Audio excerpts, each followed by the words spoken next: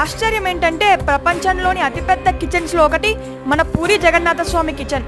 రోజు 752 మట్టి కుండల్లో వండుతారు. ఇంకా వాటిని మళ్ళీ వాడరు, మళ్ళీ కొత్త కుండలు వాడతారు.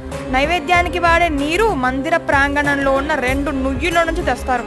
కుండలు ఒకదాని మీద ఒకటి పెట్టి వండుతారు, గ్యాస్ లేకుండా. పూర్వకాలం నుంచి వస్తున్న పద్ధతిలో ఆలు, బెండకాయ, పచ్చిమిర్చి, కాకరకాయ, క్యాబేజ్, ఉల్లి, వెల్లుల్లి, బ్రాకలీ, ఉప్పు, పంచదార కూడా వాడరు. ఉప్పు కోసం రాక్ సాల్ట్ వాడతారు, ఇంకా తీపి కోసం బెల్లం వేస్తారు. సుమారు 1000 మంది ఈ కిచెన్లో పనిచేస్తూ ఉంటారు. వంట చేసేవారు జుట్టు పడకూడదని జుట్టు కప్పేసుకుంటారు. స్వామివారి వంటల వాసన నైవేద్యం కంటే ముందు తీసుకోవద్దని ముక్కు ఇంకా నోరు కూడా బాగా కప్పేసుకుంటారు. ప్రసాదం వడ్డించడానికి గరిటెలు, స్పూన్లు వాడరు, అరిటాకుతో వడ్డిస్తారు. స్వామి కిచెన్లో ఒకరు స్వామికి పాయసం చేస్తారు కదా, మళ్ళీ వాళ్ళ పిల్లలు కూడా స్వామికి పాయసమే చేస్తారు. అలా తరతరాలుగా ఏ సేవలు ఒక కుటుంబం చేస్తుందో ఆ సేవలే కంటిన్యూ చేస్తారు.